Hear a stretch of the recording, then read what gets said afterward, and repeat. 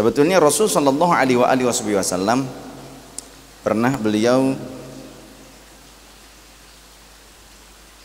berdoa, Bismillahi ala nafsi wa mali, Bismillah aku ucapkan untuk diriku dan untuk hartaku, gitu kan. Kemudian juga wa ahli, dan kepada keluargaku. Bismillah ini kan doa dengan asma Allah. Makanya kita kalau mau makan juga Bismillah. Fakul bitasmiyah, fakul Bismillah. Kata Rasulullah begitu. Kalau makan doa Bismillah. Makanya kalau kita doa Allahumma barik lana fima razaqtana wa qina adzabannar, bagi orang Wahabi kan itu bid'ah katanya gitu. Hadisnya dhaif, hadisnya lemah katanya gitu. Ada riwayat hadis begini, doa diajarkan Rasulullah, Bismillahi Allahu akbar, Allahu akbar, Allahu akbar. Aqulu ala nafsi wa ala dini wa ala ahli wa ala auladi wa ala mali wa ala ashabi wa ala adyanihim wa ala amwalihim alfa alfi alfi la haula wala quwwata illa billahil aliyil azim. Nah, ini kita sebetulnya mentakwid. Mentakwid itu memperisai, mendoakan, ya, dengan doa perisai keberkahan dengan apa? Bismillah. Bismillahi Allahu akbar, Allahu akbar, Allahu akbar. Aku berkata, aku ucapkan.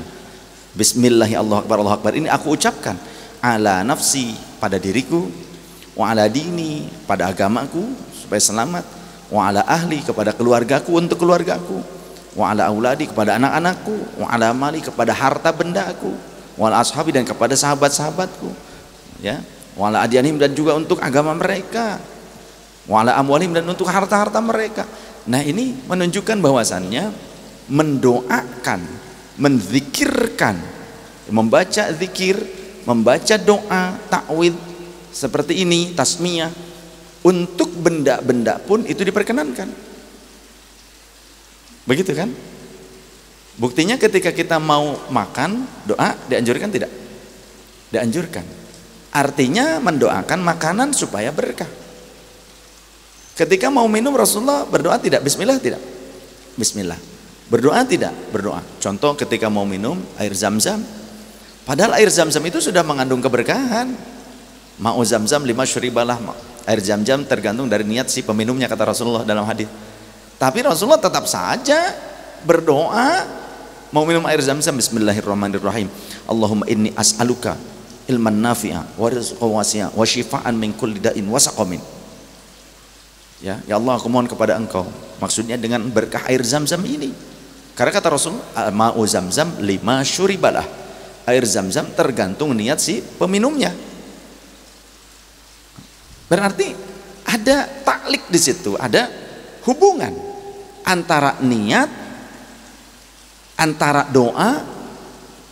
Rasulullah berdoa, Allahumma inni as'aluka ilman nafi'ah. Ya Allah, aku mohon ilmu yang bermanfaat. Apa urusannya dengan air zam-zam? Padahal bisa saja Rasulullah berdoa ini tanpa harus minum air zam-zam, betul tidak? Doa mah tinggal doa aja sama Gusti Allah. Kenapa harus didoakan di hadapan air zam-zam ketika mau minum? Nah, itu. Ini hadisnya sahih toh. Doa ini sahih. Rasulullah mengajarkan. Makanya ketika kalau ada jamaah umroh dibawa dengan saya, biasanya jangan langsung minum dulu, sini duduk semuanya menghadap ke arah Ka'bah, kata saya. Pegang, ikuti sama jamaah tuh Mas ya, yang lain. Jenengan udah ikut belum? Belum, keburu pandemi. Yang sudah ikut ya, yang sudah ikut. Alhamdulillah. Mudah-mudahan insyaallah, mudah-mudahan semuanya nanti bisa ikut ya, bertahap. Insyaallah 2022 akan ada umroh akbar, sudah banyak yang daftar. Kalau mau ikut, artinya 2021 kan ini masih masa kita nunggu vaksin dulu lah ya, nunggu kondusif seperti itu. Walaupun sekarang sudah mulai dibuka tapi terbatas dan mahal. Satu orang harus swabnya 1.300.000. Kalau ternyata pas swabnya itu harus seminggu atau 3 hari sebelum berangkat. Karena kalau terlalu jauh nggak mau mereka, nanti terpapar lah ya, bisa jadi carrier tidak ketahuan. Tapi kalau masih dekat-dekat kan masih jelas gitu hasilnya, masih kuat lah. Tapi kan kalau ternyata pas di swab positif, sedangkan hotel udah beli, ya kan udah booking, tiket udah beli, ya rugi nantinya. Sudah niat 2022, memang niat kita 2022. Dan mudah-mudahan rencana pas Maulid. Jadi kalau malam 12 Rabiul Awal tuh di Nabawi itu rame dari mana-mana. Malam 12 Rabiul Awal rame datang dari mana-mana. Pas tengah malam semuanya berdiri, semuanya bersolawat. Rame itu di Masjid Nabawi. Pas malam 12 Rabiul Awal. Saya pengen banget gitu. Pas itu. Rame di luar, rame di dalam, desak-desakan orang. Dari berbagai daerah datang bis-bisan, pakai mobil pribadi. Wah, parkiran di bawah tanah tuh penuh, sampai ke di luar-luar juga jauh mereka parkir, mereka berani. Itu kalau sudah seperti itu, kan ada yang pakai mobil pribadi parkirnya ke bawah-bawah hotel tuh ada parkiran, kan di mall, bawah mall, ground tuh di bawah tanah tuh parkiran luas, bis masuk bis. Cuma kebanyakan mobil pribadi. Kalau bis biasanya depan-depan hotel. Kalau mau bis, parkiran bis yang stay lama agak jauh dari masjidnya gitu. Kalau yang hotel-hotel dekat masjid itu tidak boleh lama parkirnya, dibatasi jamnya. Tapi kalau mobil kecil masuk ke dalam, masuk lewat bawah-bawah hotel, lewat bawah-bawah mall, itu ke bawah tuh di bawah Masjid Nabawi itu parkiran. Makanya nanti ada masuk ke toilet, di sininya toilet di lantai bawah ini, tapi ke bawah lagi pakai eskalator, itu untuk tempat mobil parkiran. Jadi masuk toilet plus ke sananya ke bawahnya masuk ke parkiran. Nantilah ya, tapi jangan sampai kesasar, ditandain wong deso gitu. Jadi sekali lagi tadi ke riwayat yang tadi, Allahumma inni as'aluka ilman nafi'a. Ini doa Rasul ketika mau minum air Zam-Zam. Padahal kalau mau memang berdoa tidak perlu sambil memegang air Zam-Zam yang akan diminum. Ngapain juga gitu. Ini bukti bahwasannya doa itu bisa diserap resonansinya oleh air. Maka dibuktikan oleh Profesor Dr. Masaru Emoto, orang Jepang non muslim, ngelihat kebiasaan orang muslim ada yang sakit minta air doa, ada orang mau kawinan minta air doa buat pengantin, ada orang mau ini anak sekolah mau ujian minta air doa buat anak sekolah, pakai air doa, apa-apa air doa, ada orang mau ke kuburan bawa air doa, begitu. Karena kebetulan asistennya Profesor Masaru Emoto orang Indonesia, orang Tasik, yang ngasih tahu saya bahwasannya, Bib, kalau minum madu jangan dicampur dengan air panas karena struktur madunya rusak. Makanya madu yang dipanaskan ya, prosesnya digodok supaya ininya cair, supaya mudah gitu, bukan cuma dipres tapi dipanaskan supaya yang nempel-nempel di sarangnya, di lilinnya itu juga itu bisa mencair gitu loh. Nah itu biasanya struktur madunya kurang bagus ya, berbeda jangan yang cuma dipres alami, dipres begitu, atau yang langsung dimakan dengan sarang-sarangnya, atau dimakan dengan lebah-lebahnya. Nah itu ya ternyata gurunya, guru besarnya Profesor Dr. Masaru Emoto sampai dibuatkan buku The True Power of Water. Ngomongnya benar apa enggak nih? The True Power of Water. Saya punya bukunya. Jadi kekuatan doa yang dimasukkan ke dalam air itu orang non muslim asalnya, menurut informasi sih sampai beliau masuk Islam. Beliau nggak cuma sendiri, beliau ngambil rekannya juga, menyertakan rekannya ya, Dr. Ishibashi Matsushita, kemudian yang dari Swiss, kemudian New Zealand, yang dari Amerika, dari London, disertakan para ahli tim riset. Dan bukan cuma di Jepang, merisetnya ke berbagai negara. Beliau katakan kepada air dengan kata-kata yang buruk disimpan, air yang satu lagi dikatakan dengan kata-kata yang baik, kemudian disimpan di suhu yang minus, dieskan seolah-olah. Bagaimana hasilnya? Itu berbentuk seperti, kalau yang dikatakan dengan kata-kata baik itu seperti heksagonal. Dan saya sudah buktikan ketika awal saya umroh dengan Pak Muhtar, tanya Pak Muhtar saksinya, karena beliau di seberang saya duduk di pesawatnya, saya di pinggir kaca, senang di pinggir kaca, kebetulan waktu itu di pinggir kaca dengan Umi sebelah sini. Saya ratiban, sepanjang saya membaca ratib itu kaca di samping saya itu membentuk bunga es, bentuknya persis seperti yang saya baca di buku The True Power of Water. Bentuknya heksagonal, indah, dan bersambung satu sama lain. Di sini ada tangkai semua ceteret seperti kristal. Ini terus ada banyak, semakin banyak. Bahkan saya videokan. Dan anehnya sebelum berangkat itu saya dikasih rezeki oleh Allah punya ponsel baru saat itu. Dan cukuplah kalau pada saat itu ponsel itu cukup bagus. Ya, pada saat itu kalau seorang mau ya udah ketinggalan. Saya videokan sampai sekarang, videonya masih ada.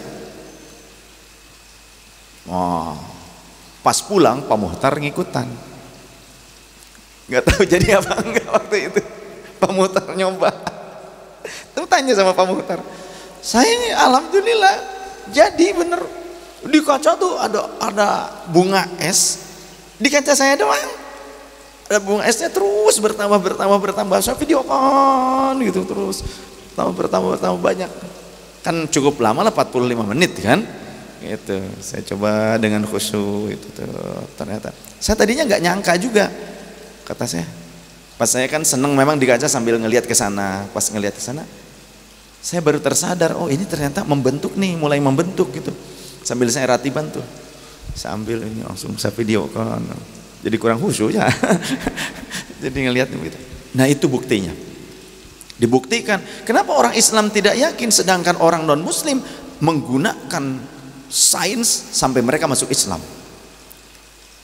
menggunakan sains sampai mereka masuk Islam.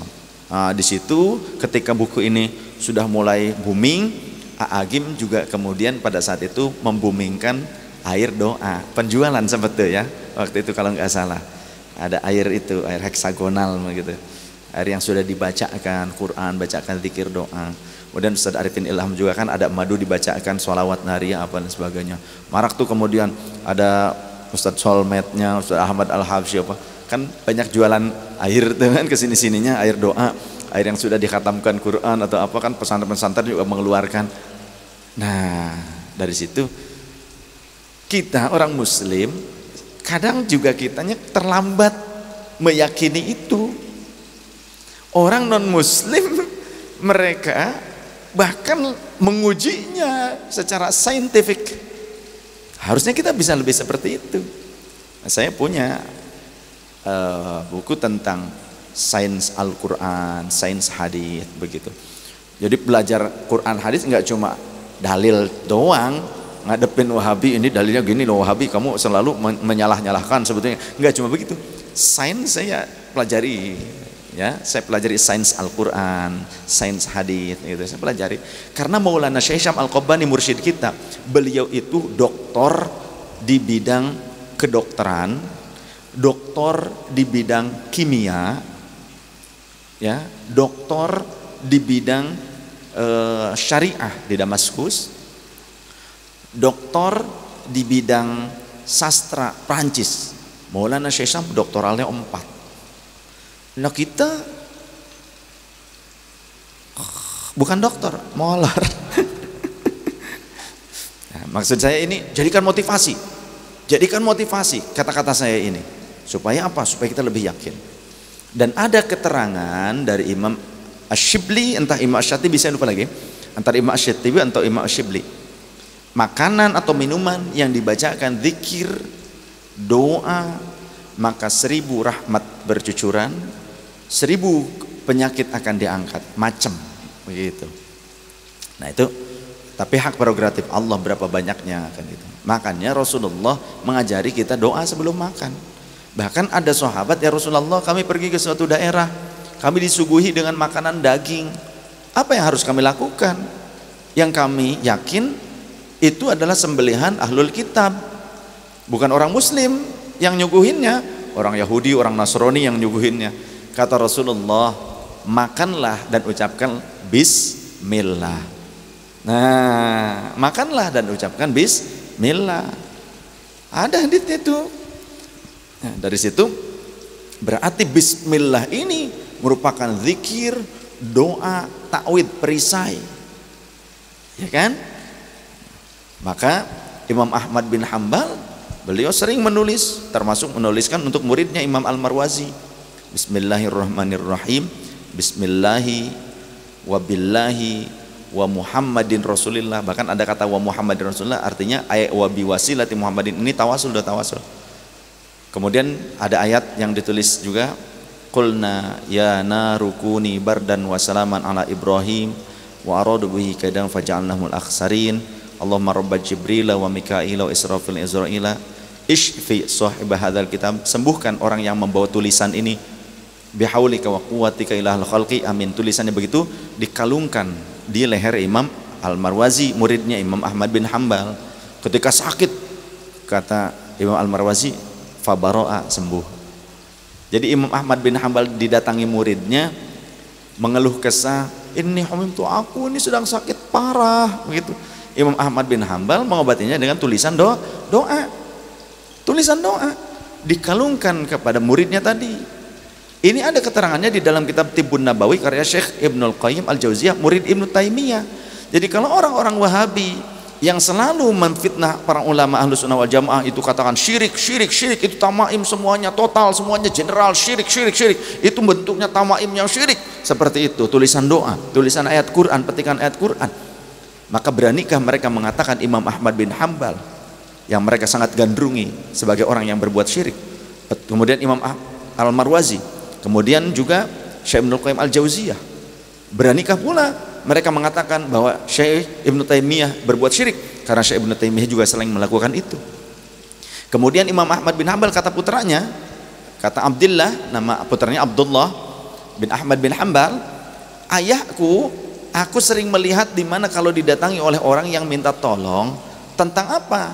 Ketika ada wanita, idza asrat an wiladatiha, ada wanita yang susah melahirkan, hatta yauma ini sampai 2 hari nggak bisa lahir, maka ada orang yang diutus datang kepada ayahku, kemudian ayahku akan menuliskan bijamin abyadha, pada piring yang polos, yang putih polos, ya, menuliskan ada doa, dituliskan doa dan beberapa ayat Quran yang dipetik-petik dengan apa? Biza'farona, dengan za'faron, getah dari pohon za'faron warna merah itu, kemudian di warosh sambil ma'i, kemudian juga disiram air, dilebur dengan air, maka diminumkan dan dibasuhkan pada perut wanita tersebut oleh keluarganya.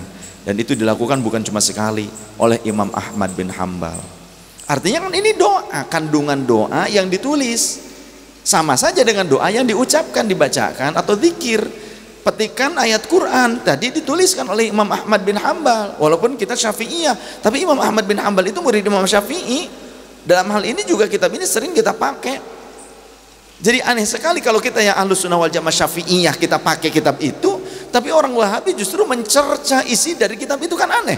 Sedangkan mereka mengaku mengikuti Syekh Ibnul Qayyim Al-Jauziyah, sedangkan kitabnya kita pakai, gitu. Aneh loh. Aneh enggak kira-kira? Kita nih pengikut Imam Syafi'i secara fikih, sedangkan Syekh Ibnul Qayyim Al-Jauziyah secara fikihnya ikut Imam Ahmad bin Hambal, karena murid Ibnu Taimiyah juga sama ngikut Imam Ahmad bin Hambal secara fikihnya. Bikin kitab tuh tadi pengobatan ala Nabi, namanya Tibbun Nabawi. Saya sering bawa waktu itu kan. Kita pakai pengobatan dengan dikalungkan takwid, pengobatan dengan tulisan petikan ayat-ayat Quran dan doa, kemudian pakai za'faron dilebur dengan air, diminumkan, disiramkan, dibasuhkan. Kita dianggap syirik gitu. Nah, ini kalau kita faham bahwa ada kitabnya, kita tahu kitabnya, kita jadi paham mana yang berdusta, mana yang berpegang teguh pada keterangan yang valid. Nah, kita kembali ke pertanyaan yang tadi. Sengaja ini satu pertanyaan tapi harus luas, karena butuh, kalau saya menjebarkannya cuma sedikit jawabannya cet, jenengan tidak akan paham secara utuh. Masih ada pertanyaan-pertanyaan susulan nantinya sampai ke rumah, sampai ngimpi, sampai gundam nantinya. Sampai ngelindur nanti. Nah, kenapa ada tadi air doa dibuka? Tadi kan doanya diantaranya bahwasannya mengucapkan Bismillah, Allahu Akbar, Allahu Akbar, Allahu Akbar, diucapkan pada diri kita, kemudian kepada keluarga kita, kepada harta benda. Itu juga kan sama saja. Air minum merupakan harta benda. Buktinya apa? Beli kan nggak nyolong. Coba kalau kita ngambil dari toko serba ada air tuh, air minum galon, kita ambil saja nggak bayar, kira-kira ditangkap nggak? Maling apa bukan itu kira-kira? Artinya itu kan harta, dan kita bisa usaha air galon kayak Mang Deden. Artinya air minum itu juga harta kita, betul tidak? Coba kalau kita pas kehausan, haus halab-hab nggak dapat air, kita kalau ada yang jualan air walaupun harganya mahal pasti dibeli ketika sangat butuh air. Artinya air bersih, air minum itu harta, gitu kan? Nah, kita ucapkan kalimat tadi, zikir dan doa tadi, artinya mendoakan apa yang akan kita konsumsi. Supaya apa? Supaya resonansi. Karena kata para ahli sains, air dan garam itu adalah zat, ya, zat benda yang lebih mudah menangkap dan menyerap resonansi yang ada di sekitarnya. Seperti di Profesor Dr. Mas Remoto diujikan ke nasinya sama, dari wadah yang sama tapi beda wadah, dikatakan hai cinta bahagia ya, ini bertahan 3 hari bagus, sedangkan ini dikatakan yang buruk, ini sehari saja sudah busuk. Ternyata seperti itu. Kemudian beliau mengambil sampel dari danau yang sudah terkena polusi, sebelum didoakan diambil, kemudian dia berdoa dengan bahasa dia. Apalagi kalau bahasa kita gitu kan, kalau pakai Al-Quran dan zikir serta doa, ini baru pakai bahasa orang-orang Shinto gitu loh. Baru, mungkin beliau bukan Shinto, mungkin punya agama entah Buddha entah apa itu, orang Jepang tuh. Dia berdoa, diambil dari telaga dengan waktu yang sama, cuma beda detik saja. Diambil sampelnya, dikristalkan. Kalau yang tidak didoakan, sebelum didoakan acak-acakan, teksturnya ketika dikristalkan acak-acakan. Ketika yang ini setelah didoakan dengan bahasa mereka, ini walaupun airnya agak butek, tapi ketika dikristalkan heksagonal bentuknya, indah. Pakai mikroskop tuh, indah. Ketika saya mengujikan itu di pesawat tanpa mikroskop, itu kelihatan jelas, pakai kamera ini jelas itu. Insya Allah suatu saat nanti saya coba cari lagi filenya, nanti saya mungkin bisa kirim ke teman-teman tim kreatif untuk dibuat narasi yang bagus tentang ini, bukti tentang doa, begitulah. Maka bagaimana kalau didoakan kepada anak-anak kita, gitu kan, didoakan kepada keluarga kita melalui apa? Makanan, minuman, bagus. Sebagaimana doa yang diamalkan dan diajarkan oleh Imam An-Nawawi rahimahullah, ya, dan doa ini diajarkan oleh ulama ahli hadis, ulama ahli tafsir, ahli fiqih. Imam An-Nawawi rahimahullah, beliau juga mendoakan diri, mendoakan harta, mendoakan keluarga dengan doa bismillahi Allahu akbar, Allahu akbar, Allahu akbar, aqulu ala nafsi wa ala dini wa ala ahli wa ala auladi wa ala mali wa ala ashabi wa ala adyanihim wa ala amwalihim alfi la haula wa la quwwata illa billahil aliyyil azim. Tidak mungkin sekelas Imam An-Nawawi mengajarkan hal yang jelek. Beliau ahli hadis, ahli tafsir. Beliau bahkan mengajarkan doa ini yang tentu beliau lebih faham tentang doa-doa yang ma'thur dari Rasulullah, ataupun jika memang itu adalah doa beliau sekalipun, beliau ulama ahli syariah, beliau mengucapkan dan mengajarkan doa bismillahi Allahu akbar, Allahu akbar, Allahu akbar, aqulu ala nafsi, aku ucapkan kepada diriku sendiri, wa ala dini, dan pada agamaku supaya tidak salah, tidak tersesat, wa ala ahli, dan aku ucapkan kepada keluargaku, wa ala auladi, dan untuk anak-anakku, wa ala mali, dan untuk hartaku atau kepada hartaku, wa ala ashabi, dan kepada sahabat-sahabatku, wa ala adyanihim, dan pada agama mereka supaya tidak tersesat, wa ala amwalihim, dan kepada harta benda mereka. Jadi beliau Berdoa seperti itu. Artinya mendoakan harta benda, mendoakan keluarga juga. Kemudian bagaimana kalau dibawa ke kubur? Rasulullah SAW pernah menyiramkan air ketika beliau menziarahi kubur putranya. Beliau juga pernah menumpuk kerikil-kerikil di atas kubur putranya. Rasulullah juga pernah menangis ketika beliau dikubur putranya. Sahabat bertanya, tangisan apa ini ya Rasulullah? Ini tangisan kasih sayang. Man la yarhamu la yurhamu. Orang yang tidak punya kasih sayang, dia tidak akan memperoleh kasih sayang Allah. Begitu. Nah, dari dalil-dalil inilah kita dapatkan, oh ternyata ketika ke kubur dianjurkan kita menyiram dengan air yang bersih. Menyiram sambil dengan doa. Tidak hanya air, kita bawa bunga yang wangi-wangi. Jangankan bunga yang wangi, pelepah kurma saja yang tidak wangi, yang tidak indah dipandang. Rasulullah membelah dua, kemudian menyimpan di atas dari dua kuburan. Salah satunya orang tersebut disiksa, terdengar siksaannya tersebut, orang itu menjerit, terdengar dia disiksa dalam kubur. Kata Rasul, bukan karena dosa besar, tapi karena dia tidak istinja dengan benar ketika baul unta itu kencing. Setelah kencing tidak istinja, tidak bersuci dengan benar. Dalam riwayat yang lain tidak menutup auratnya ketika dia kencing. Kalau sekarang kan paling panjang-panjangan sama teman-temannya. Berapa senti lu? Gitu kan? Berderet kayak kambing. Kalau sekarang kan gitu. Iya, kencingnya. Lihat-lihatan. Ya kelihatan lah, biasa begitu.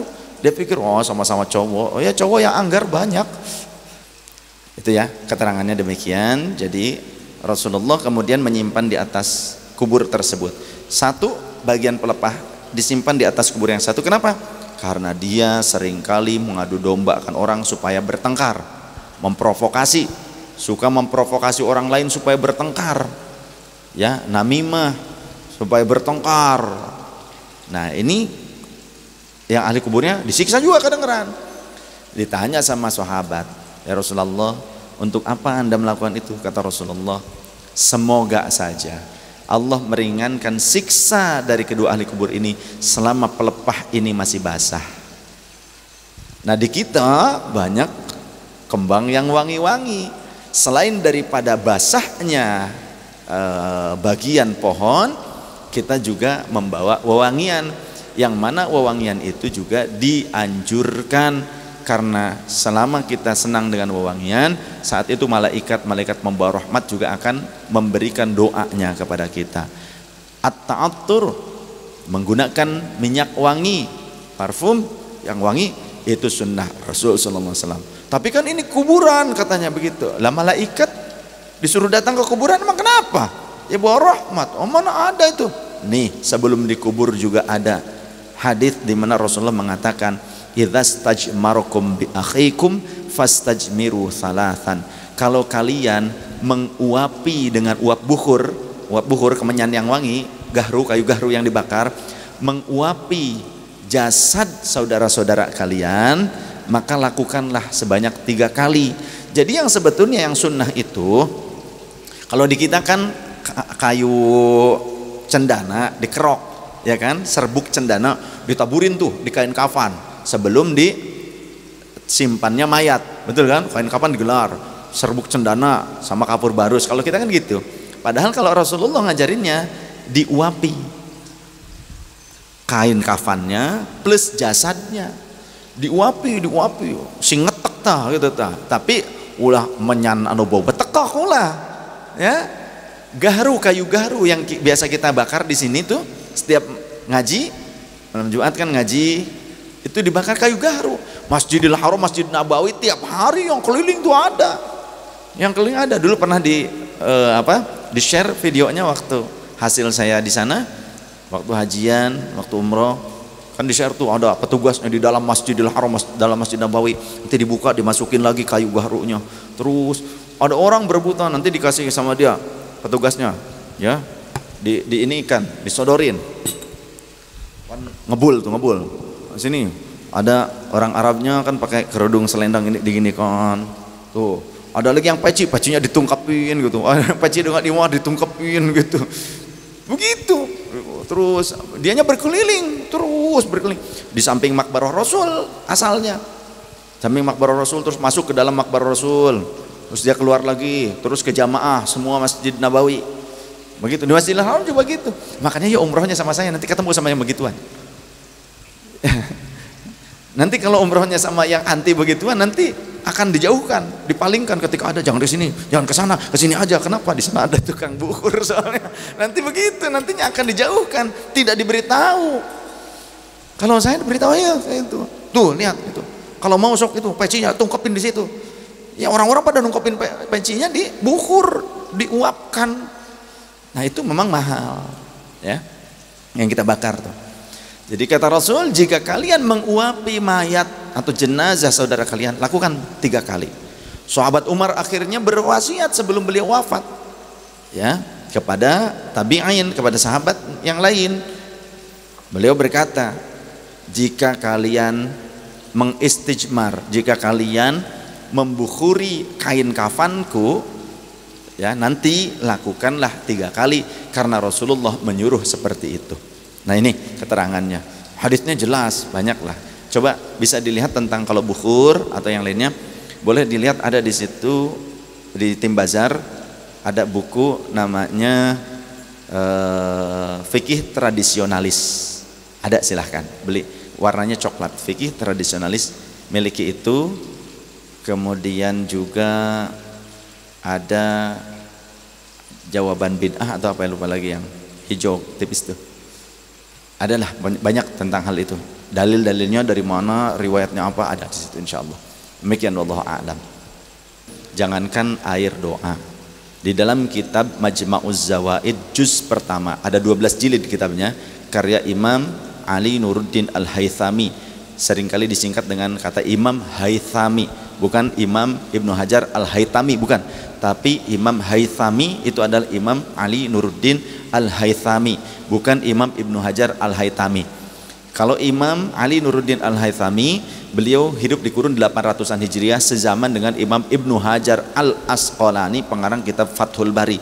Sedangkan kalau Imam Ibnu Hajar Al-Haytami di kurun 900-an, 1 abad bedanya dengan Imam Ibnu Hajar Al-Asqalani dengan Imam Al-Haythami. Beda ya, Imam Ibnu Hajar Al-Haytami dengan Imam Ali Nuruddin Al-Haythami, pakai tha ts tha Haythami.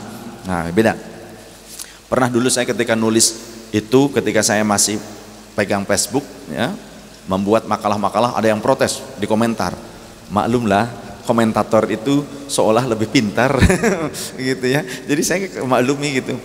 Ini bukan Haythami kali, Ibnu Hajar Al-Haytami katanya begitu. Coba diralat dong katanya begitu. Nyuruh gitu. Pinteran komentator. Memang komentator itu, netizen tuh maha benar. maha benar netizen gitu, dengan segala komentarnya. Nah, Imam Ali Nuruddin Al-Haythami di dalam kitab Majma'uz Zawaid juz pertama ada keterangan begini. Hadisnya hasan. Sahabat Abdullah bin Umar radhiyallahu anhuma datang kepada Rasul berkata, "Ya Rasulullah, al-wudu'u min jarrin jadidin mukhammarin ahabba ilaika amilal matahiri." Wudu dari tempat wudu yang khusus untuk engkau baru tertutup ya Rasul. Khusus untuk engkau. Tertutup. Apakah itu lebih engkau sukai dibandingkan wudu dari tempat wudu umum ya Rasul? Singkatnya Rasul mengatakan, "Bal minal matahiri." Justru aku lebih suka dari tempat wudu umum airnya. Maka faba'atha rajulan ilal matahiri. Rasul mengutus seseorang untuk pergi ke tempat wudu umum. Fayu'ta bil ma'i, dibawakanlah air untuk Rasulullah. Apa yang dilakukan oleh Rasulullah? Fayashrabuhu, maka Rasul meminum air tersebut, bukan berwudu, malah meminum air tersebut. Yarju barokata aidil muslimina, mengharapkan keberkahan dari bekas tangan orang-orang muslim. Karena apa? Air tersebut air yang dari bak umum di samping Masjid Nabawi dibangun menggunakan balok-balok kayu yang disusun menjadi bak memanjang, kemudian dilumuri bagian luarnya dengan tanah liat, kemudian dikeringkan. Ketika sudah kering barulah diisi air, dan setiap hari diisi air. Setiap hari para sahabat yang mau sholat di Masjid Nabawi, banyak juga yang wudhu di tempat tersebut jika tidak wudhu dari rumah. Maka cara wudhunya seperti saya kalau wudhu di bak ini, saya wudhu dari situ, sampai semuanya, kaki-kaki gitu ya. Nah kalau airnya banyak begini nggak apa-apa, karena lebih dari qullataini, lebih daripada 2 qullah. 2 qullah itu bukan 2 balong, bukan 2 bak, tapi minimal kalau di liter dikonversikan minimal 217 liter menurut Habib Zain bin Smith. Menurut ulama Al-Azhar 245 liter. Itu satu wadah itu berarti 2 qullah. Kita wudhu di situ nggak merubah baunya, nggak merubah warnanya, nggak merubah rasanya, karena kita wudhu tetap aja rasanya seperti itu, maka tidak jadi najis. Wudhu sah di sini, ya. Makanya kalau ngelihat ba'da pengajian akhwat sore hari Selasa menjelang maghrib, saya wudhunya di sini. Seringkali wudhunya di sini, jongkok di situ dari bak yang besarnya, dari yang besarnya saya wudhu di situ. Nah, Rasulullah justru meminum air dari bak tempat wudhu umum. Biasanya kalau di pesantren juga wudhu bareng begitu. Ada kiai di Purworejo, kalau ada tamu dibawa ke tempat wudhu santri di masjid, tempat wudhu umum pokoknya di masjid. Sini minum, cibuknya udah lumutan, ya baknya lumutan begitu, kotor, apalagi nggak sejernih ini, kotor gitu, keruh. Ya karena saya pernah ke sana gitu, saya pernah nginep di sana. Minum, itu tamu dari Jakarta suruh minum begitu.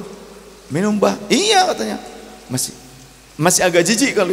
Beliaunya kiainya langsung dicibuk, langsung diminum. Bismillahirrahmanirrahim. Ayo minum. Ya karena kiainya yang minum langsung minum yang lain gitu.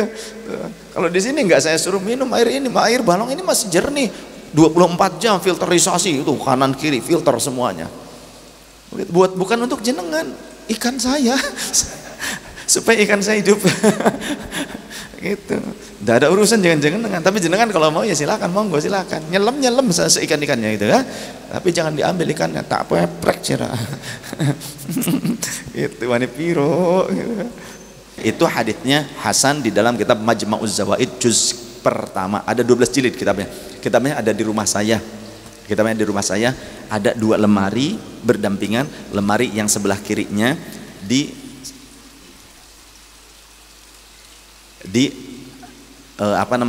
susunan yang ketiga.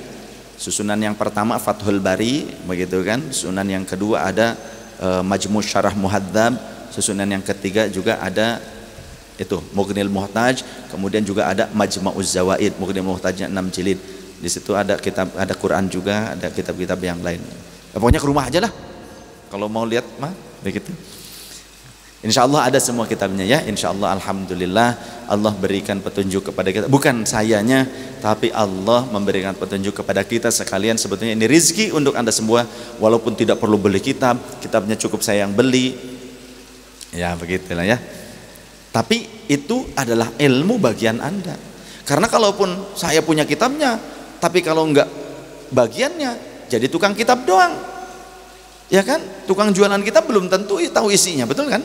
Belum tentu tukang jualan kitab, wah kitab setoko semuanya. Kamu sudah tahu isinya? Enggak tahu, katanya gitu. Bisa bacanya? Enggak gitu.